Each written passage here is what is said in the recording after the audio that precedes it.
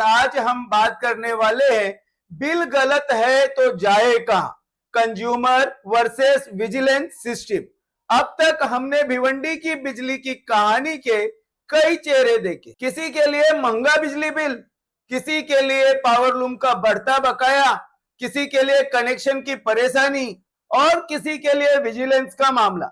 लेकिन इन सारी समस्याओं के बीच एक आम कंज्यूमर का सबसे सीधा सवाल क्या है? अगर मेरा बिल गलत आया तो मैं जाऊं कहां? यही सवाल 2020 के लॉकडाउन में बहुत तेज होकर सामने आया था। कुछ कंज्यूमर का कहना था कि उनकी एक्चुअल कंजम्पशन इतनी नहीं थी, फिर भी उन्हें एवरेज बिलिंग के आधार पर ज्यादा रकम का बिल मिला। अब कंज्यूमर के सामने सवाल था, अगर मीटर रीडिंग नहीं हुई तो बिल बना कैसे?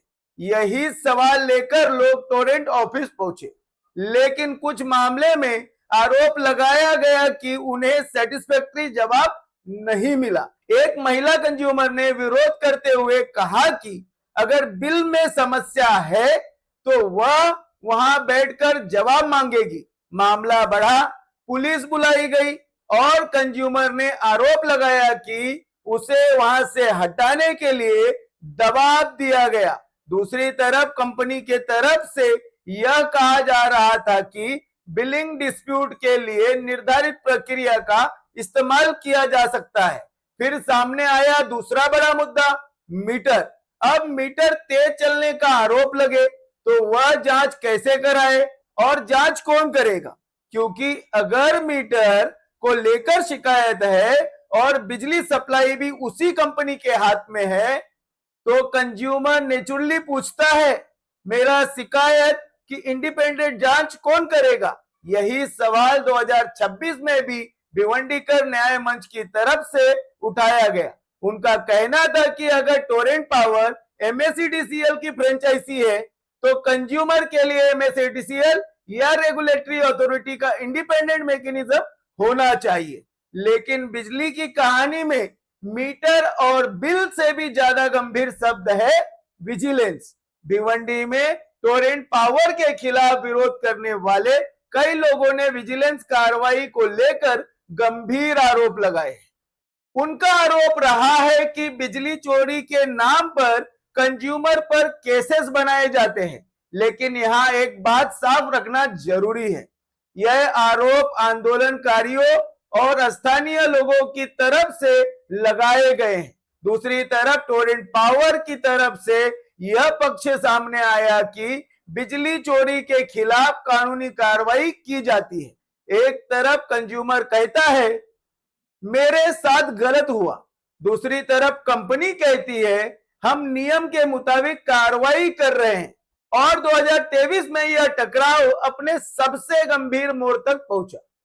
टोरेंट पावर के कर्मचारियों के साथ ग्राउंड पर विवाद और मारपीट की घटना सामने आई।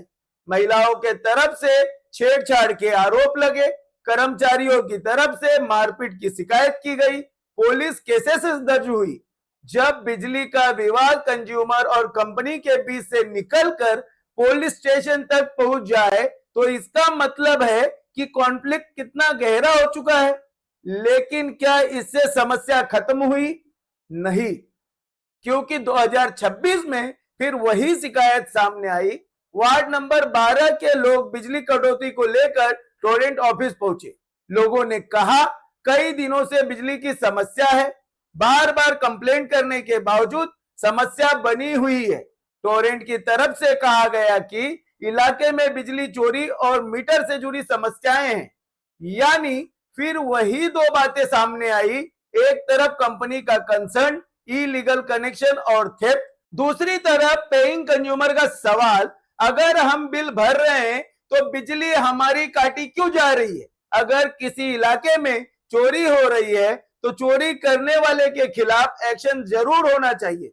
लेकिन अगर उसी इलाके में ऐसे लोग भी हैं जो ईमानदारी से मीटर चला रहे हैं और बिल भर रहे हैं, तो उनकी बिजली क्यों प्रभावित हो? यही सवाल 2026 में उस प्रोटेस्ट में लोगों ने उठाया। और यहां से कहानी सिर्फ टोरेंट पावर की नहीं रह जाती, यहां इलेक्ट्रिसिटी डिस्ट्रीब्यूशन सिस्टम की कहानी बन जाती है। क्योंकि एक अच्छा सिस्टम वही होगा जहां चोरी करने वाला बच ना पाए लेकिन ईमानदार कंज्यूमर भी परेशान ना हो, जहां कंपनी की रेवेन्यू प्रोटेक्शन हो लेकिन कंज्यूमर राइट भी सुरक्षित रहे, जहां विजिलेंस हो लेकिन ट्रांसपेरेंसी भी हो। लेकिन भिवंडी की कहानी में एक और सवाल सामने आता है, अगर विजिलेंस केसेस गलत है तो, क्योंकि 2026 के आंदोलन में स्थानीय कार्यकर्ताओं ने आरोप लगाया कि लोगों के खिलाफ अतिरिक्त इलेक्ट्रिसिटी बिल और कथित गलत विजिलेंस केसेस की समस्याएं रही हैं। लेकिन यहां हमें एक बात साफ रखनी होगी, किसी कंज्यूमर या नेता का आरोप अपने आप में यह साबित नहीं करता कि हर विजिलेंस केस गलत है। उसी तरह कंपनी की कार्रवाई अपने आप में यह साबित नहीं करती कि केस सही है। सच जानने के लिए चाहिए documents, metre records, inspection report, billing history और सबसे जरूरी इंडिपेंडेंट रिव्यू। यही वो चीज है जो इस पूरी कहानी में सबसे महत्वपूर्ण बन जाती है। यही वह चीज है जो इस पूरी कहानी में सबसे महत्वपूर्ण बन जाती है, क्योंकि अगर कंज्यूमर और कंपनी दोनों एक दूसरे पर आरोप लगा रहे हैं तो बीच में खड़ा कौन है? और अगर कोई इंडिपेंडेंट अथॉरिटी है तो क्या आम कंज्यूमर तक उसकी पहुंच आसान है? अब जरा इस पूरी कहानी को एक साथ देखिए। एक तरफ महंगा बिल, दूसरी तरफ मीटर का विवाद, तीसरी तरफ विजिलेंस, चौथी तरफ कनेक्शन और डिसकनेक्शन की शिकायतें। इन सबको जोड़ दे तो समझ आता है कि भिवंडी में टोरेंट पावर का मुद्दा इतना बड़ा क्यों बन गया।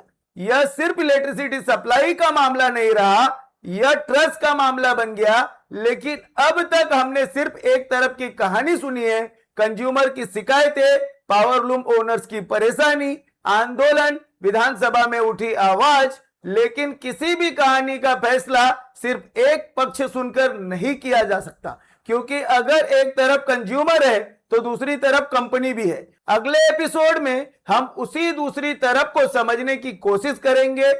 एपिसोड नंबर 11, उसमें हम समझेंगे दूसरी तरफ की कहानी, टोरेंट पावर क्या कहती है। तो दर्शकों, ये वीडियो आपको अच्छा लगा हो तो इसे ज्यादा से ज्यादा लाइक कीजिए, शेयर कीजिए, चैनल को सब्सक्राइब कर लीजिए। फिर मिलता हूं ऐसे ही वीडियो में, तब तक के लिए जय हिंद, जय महाराष्ट्र।